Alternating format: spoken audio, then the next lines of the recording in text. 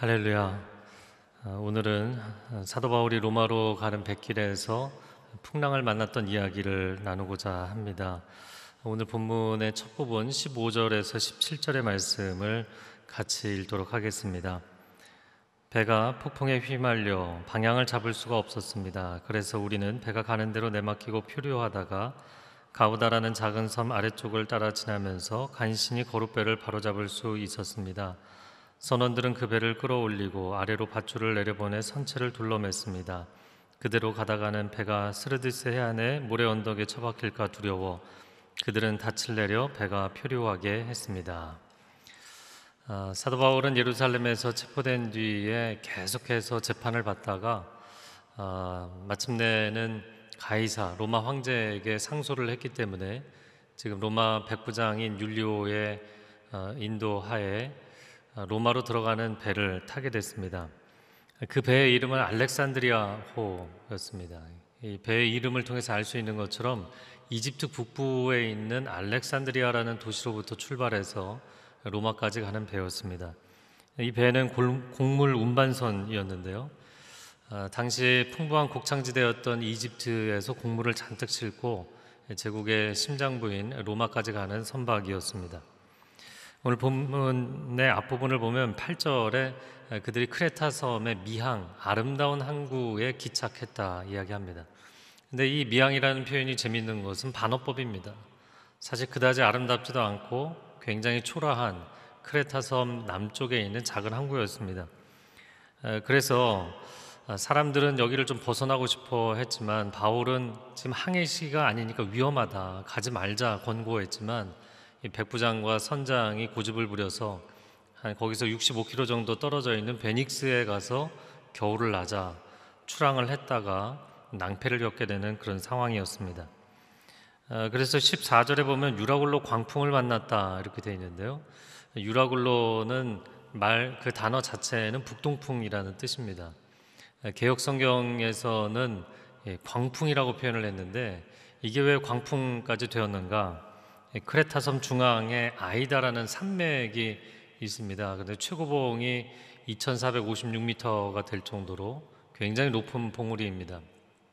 그래서 이 봉우리가 우리가 잘 아는 그리스 로마 신화의 주신이죠. 제우스 신의 탄생지다라고 여겨질 정도로 굉장히 높은 산이었습니다. 그 산맥으로 인하여서 두 개의 기류가 충돌을 해서 갑자기 강력한 바람이 형성이 되면 그 바람에 배들이 휩쓸리면 난파대에서 좌초하거나 침몰되는 경우들이 허다하게 많이 있었습니다. 자, 오늘 본문의 15절 첫 부분을 보면 배가 폭풍에 휘말려 방향을 잡을 수 없었다. 해상이든 지상이든 아무리 어려운 상황일지라도 현재의 좌표를 찍을 수 있고 방향을 잡을 수만 있다면 헤쳐나올 방법이 있는 것이죠. 그런데 지금은 방향을 잡을 수 없는 상황이다. 지금 우리가 처해 있는 이 위기의 상황도 똑같은 상황, 방향을 잡을 수 없는, 이게 어디로 방향이 가게 될지, 그 다음에 무엇을 해야 될지 알 수 없는 상황입니다. 자, 이렇게 인생의 바다에서 폭풍을 만났을 때 우리는 어떻게 해야 하는가? 첫 번째는 매 순간 적극적인 수동성으로 살아가야 합니다. 이게 무슨 말이냐면 폭풍이 부는 대로 일단 수동적으로 따라가야 됩니다. 폭풍이 이렇게 강력한데 내가 벗어나겠다고 반대 방향으로 배를 틀려고 했다가는 배가 부서지거나 망가지게 돼 있죠. 그렇다고 해서 아예 모든 것을 포기하고 절망해버리면 배가 좌초되거나 침몰하는 것은 시간 문제가 됩니다. 지금은 폭풍의 힘이 너무나 강력하기 때문에 이게 어쩔 수 없는 가불관계가 된 거예요.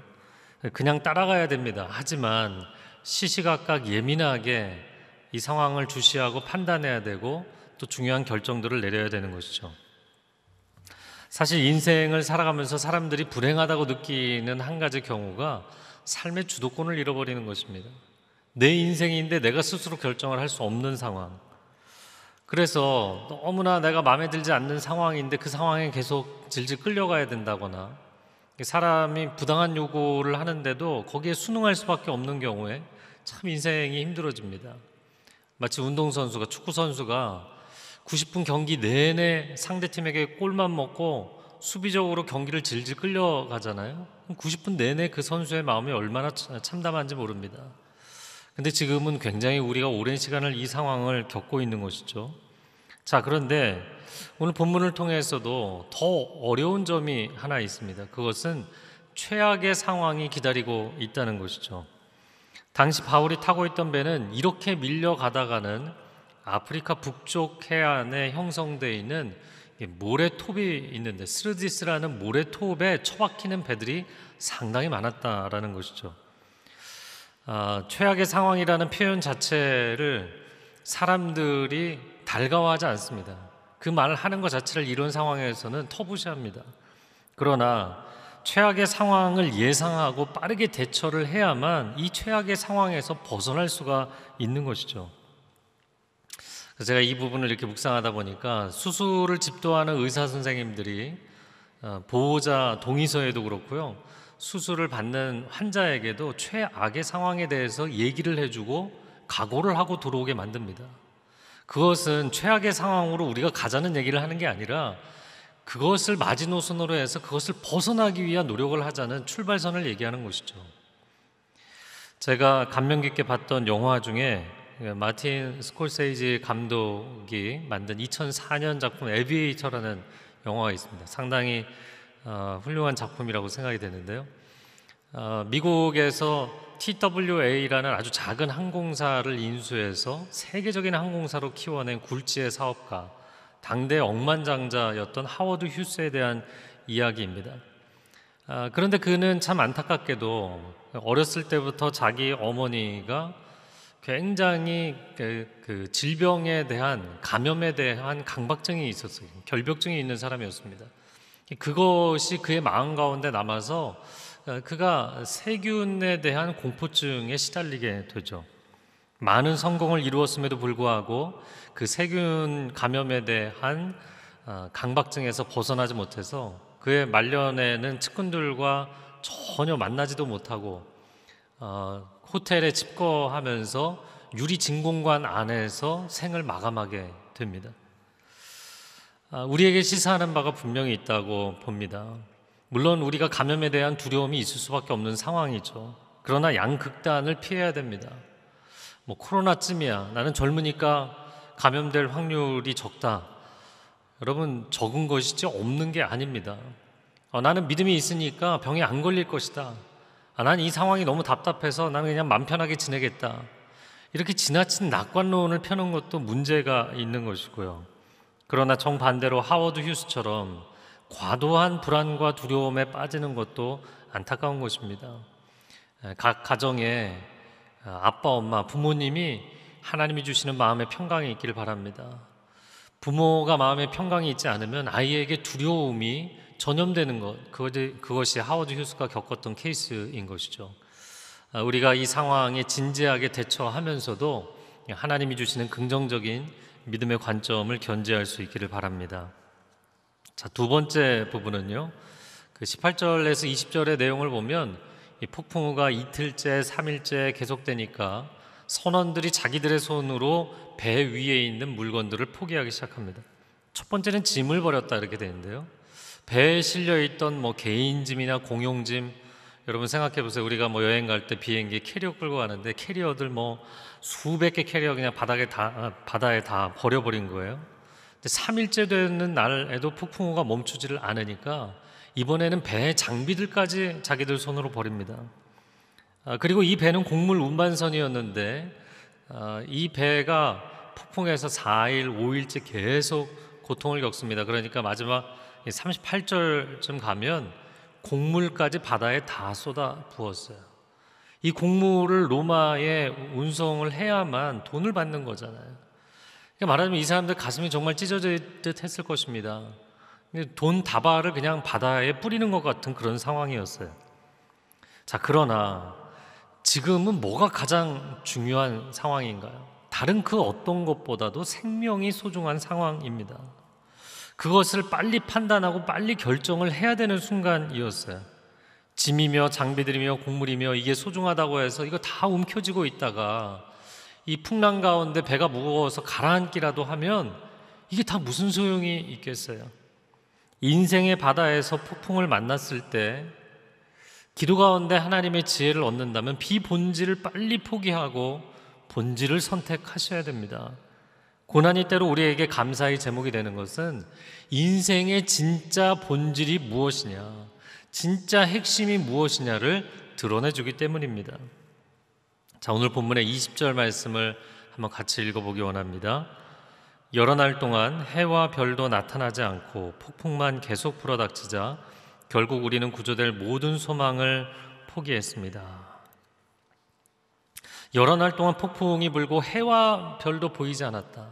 여러분, 항로를 이탈한 배는 좌표를 확인하고 방향을 잡으려면 해와 별이라도 천체라도 볼 수가 있어야 되는 것이죠. 그런데 그것조차 보이지 않는 상황이었다. 지금 코로나 사태가 마찬가지라고 보입니다. 한국에서는 조금 진정 국면으로 들어서기는 했지만 이 전 세계적인 팬데믹 가운데 빠졌기 때문에 이게 어떻게 상황이 그 다음 전개될지를 알 수 없는 상황입니다.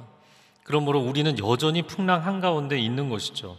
자, 그런데 그러다 보니까 이 사람들이 구조될 모든 소망을 포기했다 이렇게 되어 있어요. 아직 끝난 것이 아닌데 끝났다라고 선언을 해버린 것이죠. 오늘 1부, 2부 설교하신 박종길 목사님도 그런 말씀하셨는데요. 끝날 때까지 끝난 것이 아니다. 근데 사람들은요, 상황이 종료되기 전에 자기 마음에 미리 종료를 해버리는 경우가 참 많습니다. 우리는 그것을 절망이라고 부르는 것이죠. 소망이 완전히 끊어졌다는 것이에요. 과연 우리의 인생에 이 상황에 처하면 정말 소망이 다 끊어지는 것일까요? 아직 배가 가라앉지 않았어요. 아직 배가 좌초되지 않았어요. 물론 여전히 풍랑 가운데 있기는 합니다.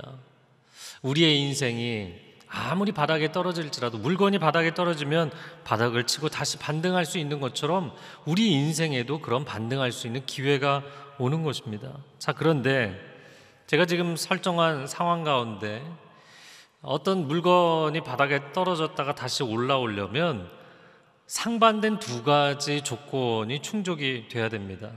첫 번째는 그 물체가 자체적인 탄력을 가지고 있어야 돼요. 플렉서빌리티가 있어야 됩니다.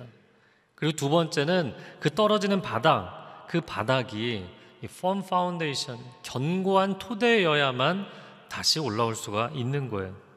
물체가 탄력이 있어도 만약에 바닥이 진흙탕이다 그러면 뭐 탄력이 있는 거 소용없죠. 그냥 바닥에 처박히게 되어 있습니다. 바닥이 견고한 토대일지라도 만약에 물체가 탄력이 없다 그러면 그냥 바닥에 떨어져서 부서질 수밖에 없는 것이죠. 그런데 우리가 할렐루야 하나님께 감사할 수 있는 것은 모든 인생 가운데 하나님께서 마음의 탄력, 마음의 회복력을 주셨다는 거예요. 자연을 봐도, 숲을 봐도, 강을 보아도, 또 바다를 보고 공기를 보아도 자연적인 복원력을 허락하셨죠. 오염이 돼도 스스로 회복하는 힘을 갖고 있습니다. 그것처럼 사람의 마음도 상처가 있고 슬픔이 있고 실패와 절망을 경험해도 다시 일어설 수 있도록 우리의 마음을 창조해 주신 하나님이십니다. 잠언 4장 23절 말씀에 모든 지킬 만한 것 중에 더욱 내 마음을 지키라 생명의 근원이 이에서 남이니라. 아멘. 그러므로 우리가 처해 있는 이 상황에서 건강도 잘 지키셔야 되고 또 위생도 잘 지키셔야 되지만 우리의 심령을 그 무엇보다도 잘 지켜야 될 것입니다. 자, 그런데 계속해서 광풍에 몰려가고 아픔 캄캄하고 또 우리의 상황을 놓고 보면 자녀들이 뭐 학교도 갈 수 없고 또 어른들은 사업을 제대로 할 수도 없는 이런 상황에서 마음의 복원력만 가지고 무슨 소용이 있느냐 이렇게 생각할 수 있어요. 그러나 견고한 토대이신 그분을 만나게 되면 이 마음의 복원력이 놀라운 힘을 발휘하게 되는 것이죠. 제가 이미 나눈 것처럼 물체가 탄력이 있어도 그 바닥이 견고한 토대여야 된다 이런 말씀 드렸죠. 우리가 지금 이 상황에서 마음 가운데 난 정말 끝났다, 나는 절망이다, 소망이 전혀 보이지 않는다 이렇게 선언하고 계십니까? 그렇다면 지금까지 내가 인생을 살아오면서 내 인생의 토대가 물질과 쾌락과 세상의 자랑들이 아니었는가? 내가 세상에서 자랑하는 것들 그게 내 인생의 전부였다면 거기에 내 인생이 떨어지면 다시 일어서지 못하게 됩니다. 그러나 내 마음 가운데 내가 인생의 길을 어떠한 경력과 어떠한 이력을 가지고 살아왔을지라도 내 인생의 유일한 기초, 내 인생의 유일한 견고한 기초는 오직 여호와 하나님이십니다. 할렐루야. 이 고백이 있다면 우리는 다시 일어설 수 있는 것입니다. 왜냐하면 하나님이 이미 우리 마음 가운데 복원력을 주셨고, 그리고 그분이 우리가 인생의 고난의 그 마지막 지점에서 다시 일어설 수 있도록, 반등할 수 있도록 도와주실 것이기 때문입니다. 그 다음 부분을 한번 보겠는데요. 21절에서 24절의 말씀, 바울이 사람들에게 권면하는 내용입니다. 이 말씀을 같이 읽어보겠습니다. 사람들이 오랫동안 아무것도 먹지 못하고 있는 가운데 바울이 일어나 그들 앞에 서서 말했습니다. 여러분, 크레타 섬에서 항해하지 말라는 내 충고를 들었더라면 이런 타격과 손실은 입지 않았을 것입니다. 그러나 이제 내가 여러분에게 당부합니다. 여러분 가운데 아무도 목숨을 잃지 않고 배만 손상될 것이니 안심하기 바랍니다. 어젯밤 내 하나님 곧 내가 섬기는 하나님의 천사가 내 곁에 서서 바울아 두려워 마라. 내가 마땅히 가이사 앞에 서야 한다. 그래서 하나님께서 너와 함께 항해하는 모든 사람들의 생명을 내게 맡겨주셨다라고 하셨습니다. 자, 이 상황에서 바울이 지금 이야기를 하기 전에 20절 하반절에 보면 모든 구조될 살소망이 끊어졌다 이렇게 돼 있었잖아요. 근데 역설적으로 이 배에는 이미 살소망에 대해서는 포기한 사람이 타고 있었죠. 누구였나요? 사도 바울입니다. 모두가 생명을 건지고 싶었지만 바울은 주님을 위해서 생명을 내어드리고 싶었던 사람이에요. 그게 참 모순적인 것이, 살고 싶은 사람에게는 살 길이 보이지 않고 생명을 던진 사람에게는 살 길을 보여주셨다라는 것이죠. 바울이 그들에게 했던 첫 번째 말, 여러분 내 충고를 들었다면 좋았을 텐데 좀 더 편하게 지내겠다고 죽을 위기에 처하게 되지 않았느냐. 우리가 처해 있는 상황도 마찬가지가 아닐까요? 우리가 좀 더 편하게, 좀 더 쾌락을 누리고 좀 더 물질을 누리고 우리의 이기심과 또 교만과 영적인 안일함과 수많은 죄악으로 인하여서 하나님께서 우리를 멈춰서게 만드신 시간입니다. 우리가 정말 하나님 앞에 회개해야 될 것은 회개해야 되죠. 그러나 바울은 이 사람들에게 책망하기보다는 소망과 위로의 말을 건네고 있습니다. 저는 이 장면을 묵상하다가 참 희한하고 독특한 장면이다 그런 생각이 들었어요. 왜냐하면 바다에서 위기를 만난다면 누구의 조언을 들어야 되나요? 당연히 선장과 선원들의 조언을 들어야 되는 것이죠. 우리는 위기 상황에 처하면 전문가의 말을 들어야 되는 것입니다. 지금 코로나19 사태 가운데는 감염 분야 전문가들, 또 의사 선생님들 말 잘 들어야 되고요. 또 질병본부에서 이렇게 안전수칙 지켜주십시오 이야기하는 거 잘 신뢰하고 따라야 하는 것입니다. 그런 점에서 보면 이 풍랑 가운데서 바울은 아무런 전문가가 아니잖아요. 근데 그가 일장연설을 하고 있습니다. 왜일까요? 그것은 바로 그의 배후에 하나님이 계시기 때문이에요. 인생을 창조하시고 세상을 창조하신, 그리고 경영하시는 하나님이 거기 계시기 때문이죠. 우리의 인생과 세상을 경영하는 최고의 전문가는 오직 하나님이신 줄로 믿습니다. 그러므로 인생의 바다에서 폭풍을 만났을 때 전문가의 의견을 따라야 되는데 우리 인생 최고의 전문가이신 하나님의 말씀을 따라야 됩니다. 그런데 참 안타까운 것은요, 많은 분들이 인생의 위기에 처했을 때 하나님의 충고를 필수가 아니라 옵션으로 생각하는 경우들이 참 많다는 것이에요. 지금 사회적으로 질병본부에서도 권면하고 의사들도 권면하는 것이 사회적 거리두기를 실천하라는 거잖아요. 2m 간격 유지해야 되고 마스크 써야 되고 이런 얘기를 합니다. 그런데 너무나 많은 곳에서 사람들이 그걸 옵션 정도로 생각하는 거, 너무나 가볍게 생각하는 경우들을 봅니다. 우리가 전문가를 신뢰하지 않는다면 누구를 신뢰하겠습니까? 이 상황에서, 인생의 위기에서 하나님의 말씀을 신뢰하지 않는다면 무엇을 신뢰하겠습니까? 자, 바울이 절망에 빠져 있는 그들 한가운데 서서 이야기를 합니다. 저의 충고를 들었으면 좋았을 텐데, 그러나 아무도 죽지 않을 것입니다. 다만 배만 손상될 것입니다. 그러므로 안심하십시오, 안심하십시오. 오늘 본문에 22절 말씀, 25절 말씀 두 번이나 반복해서 사람들에게 안심하십시오, 안심하십시오 이야기를 합니다. 바울이 이렇게 말할 수 있었던 이유는 그가 믿는 구석이 있었기 때문이죠. 그럼 바울이 믿는 구석은 어디였는가? 바로 하나님께서 그에게 주신 약속의 말씀이었습니다. 그것은 내가 로마 황제 앞에 반드시 서야 되기 때문에 결코 죽지 않을 것이다. 너만 죽지 않을 것이 아니라 너와 함께 있는 모든 사람들의 생명도 살려주겠다. 이게 하나님의 약속의 말씀이었어요. 이 본문을 묵상하는 가운데 우리가 다시 한번 확인할 수 있는 것은 사람은 수명이 다해서 죽는 것이 아니라 사명이 다할 때 죽는 것이라는 거예요. 결코 수명이 다해서가 아닙니다. 사명이 닿을 때 떠나는 거예요.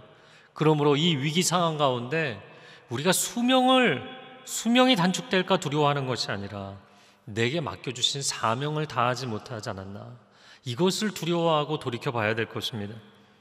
물론 이 상황에서 아직 감염되지 않은 분들이 대다수인 것이죠.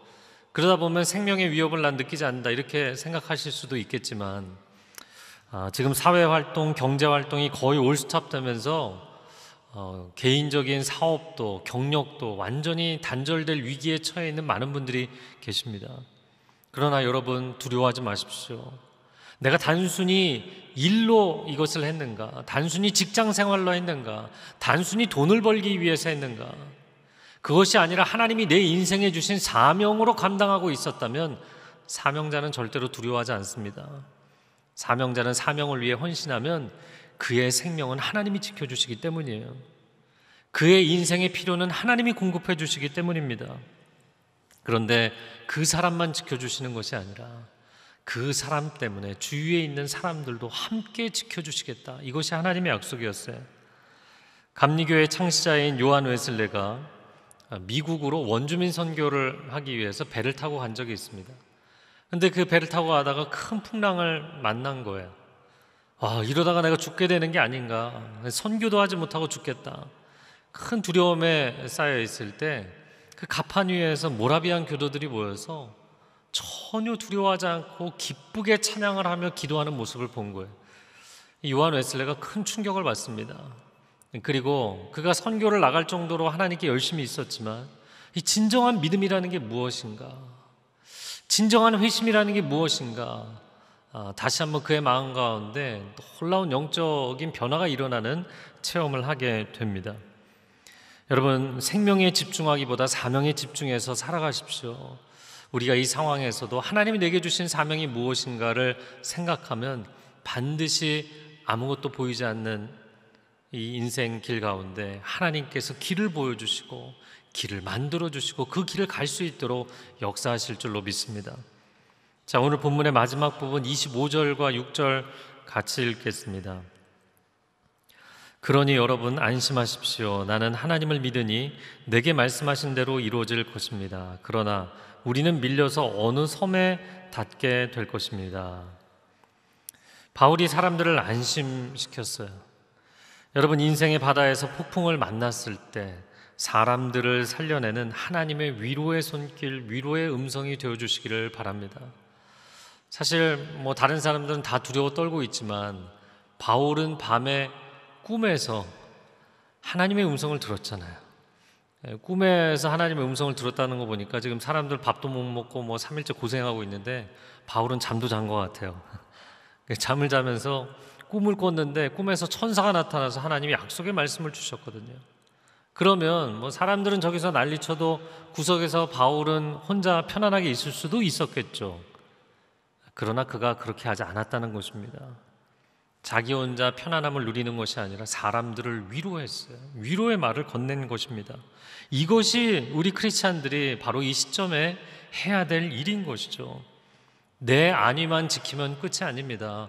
내 신앙만 잘 지키면 끝이 아닙니다. 이웃을 돕고 위로하고 나눌 수 있는 것이 있다면 나누고 도울 수 있는 것이 있다면 돕고 또 이 고난 가운데 동참하는 것, 그것 자체로 서로에게 위로의 메시지가 될 수 있는 것이죠. 바울이 복음을 전하기 위해서 로마로 가고 있는 길이었어요. 물론 그는 죄수의 신분이었지만 하나님은 로마 제국의 심장부에 들어가서 그리스도의 복음의 깃발을 꽂게 하신 거예요. 너무나 중요한 그의 인생의 마지막 사명지로 가는 길이었습니다. 그런데 자기 말을 안 들어서 이 선장과 백부장 때문에 자기가 죽을 위기까지 처했잖아요. 그러면 아니 당신들 도대체 내가 얼마나 중요한 사람인 줄 아냐, 내가 이 사명을 감당해야 되는데 당신들 때문에 이거 못하게 생겼다, 이렇게 원망하고 싸울 수도 있는 거잖아요. 근데 그가 그렇게 하지 않았다는 것이에요. 여러분, 우리 크리스찬들이 사명과 비전, 내 인생을 통해서 하나님께 영광을 돌려야 되는데 이것이 너무나 근시안적 관점에 사로잡히면 때로는 내가 복음을 전하기 위해서 내 곁에 있는 사람들은 신경을 안 쓰고, 때로는 내가 사람을 살리기 위해서 로마로 가는 길이면서도 내 곁에서 아우성 치는 사람들을 외면하는 경우들이 생긴다는 거예요. 그것이 강도 만난 사람을 외면했던 제사장과 레위인들의 태도였던 것이죠. 우리는 그런 오류에 빠질 때가 참 많이 있습니다. 우리의 신앙적인 사명, 우리의 신앙적인 어떤 방식을 지켜가는 것도 중요하지만 지금 내 곁에 있는 사람들의 생명을 소중하게 여기고 지금 내 곁에 있는 사람들의 생명을 살려내는 것이 우리의 또한 사명이라는 것을 알아야 될 것입니다. 오늘 본문의 마지막 26절에 우리는 밀려서 어느 섬에 닿게 될 것입니다. 이 이야기가 폭풍이 휘몰아치고 있는 한가운데 뱃사람들에게는 전혀 귀에 들어오질 않았어요. 하지만 저는 26절 말씀을 오늘 여러분에게 소망의 말씀으로 드리기를 원합니다. 이 26절 말씀, 우리는 어느 섬에 닿게 될 것이다, 이 말씀을 붙잡고 사셨으면 좋겠어요. 왜냐하면 이 말씀은 위로의 말씀이기 때문이에요. 인생의 바다에서 폭풍을 만나면 우리가 원하던 최종 목적지에 도달하지는 않을 것입니다.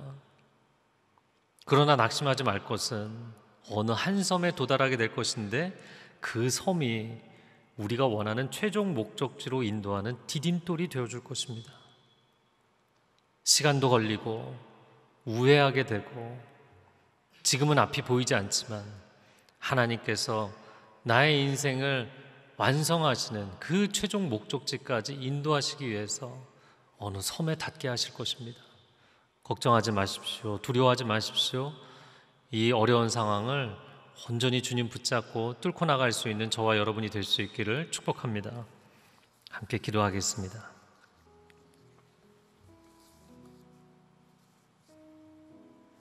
하나님, 풍랑이는 바다 한가운데서는 아무것도 보이지 않고 방향도 잡을 수 없고 소망마저 잃어버리게 됩니다. 그러나 주님, 오늘 바울을 통해서 우리에게 들려주시는 주의 음성을 붙잡기를 원합니다.